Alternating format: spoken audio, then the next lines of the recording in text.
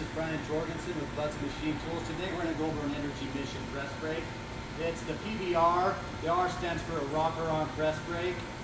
It's a 10-foot, 110-ton press brake. The model is a 1030. Some of the features I'm going to go over since I'm over this way is sheet support arms. You can see here I have this movement, which I can lock down with an Allen wrench. I got a stopper here, and I got a height adjustment right here, so I can, very easy to get set up for my work, whatever. Makes it more comfortable for the operator. So cool feature there. And then this one was ordered with power joysticks. So what that means, instead of just being completely manual, where a guy has to dangerously reach through the brake, now he just has to go over here on the foot pedal and move his Z1, Z2 with the power motor wherever he wants to use them. Very user friendly, easy to set up for work.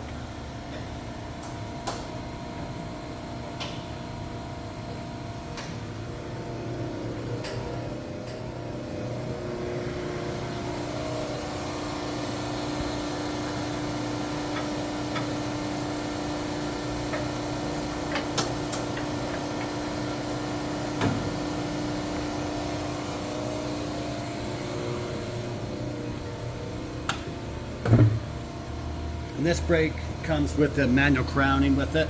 Highly recommended for anything that's over 6 to 8 feet. I would recommend crowning on a press brake. Now we're going to go over the controller that was purchased with this press brake. It's the Cybelec 8. This was added software with the PS software on it. So it's got the 2D graphical. So we can pick steel or other materials we can even add to that. Just real quick, I'm going to keep it still. We had our thickness. We got right here our retract. I'm going to put that to 0.5.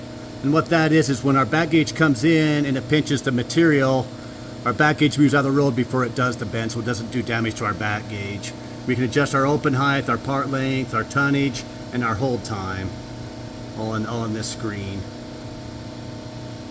And then we kind of work our way down. We check our punch we got in there. Want to make sure it's correct. We do.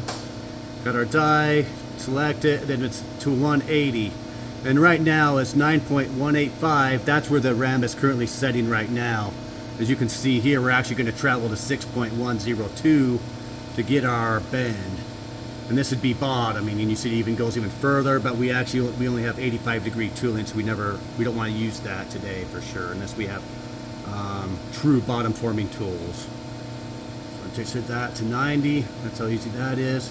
And then we can go ahead and do our correction. As you can see here, in this type of steel material, 1 degree is 0.004 to make a 1 degree correction.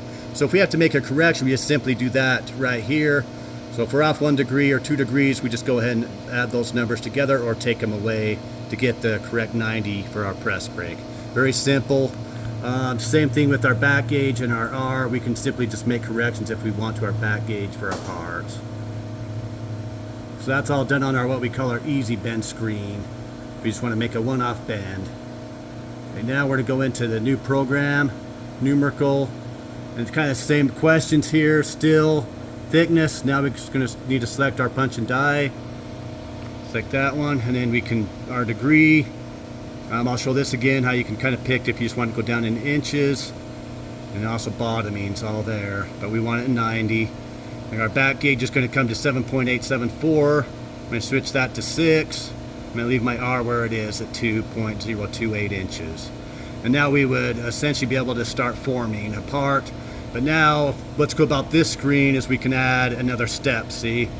So now I want to come up to maybe 5 inches. I need my R to be 2.23. So just little changes we can do really easy. And we can also scroll back and we can start at the beginning of that bend. So that's our 2 numerical. Now let's go to our graphical programming.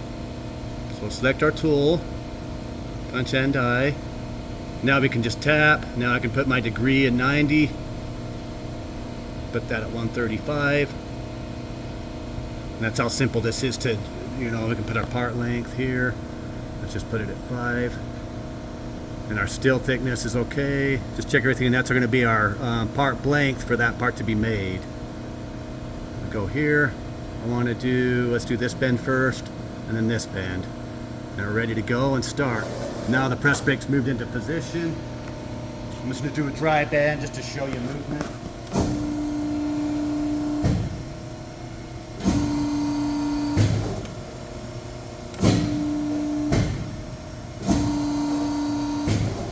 There's our two-step part right there.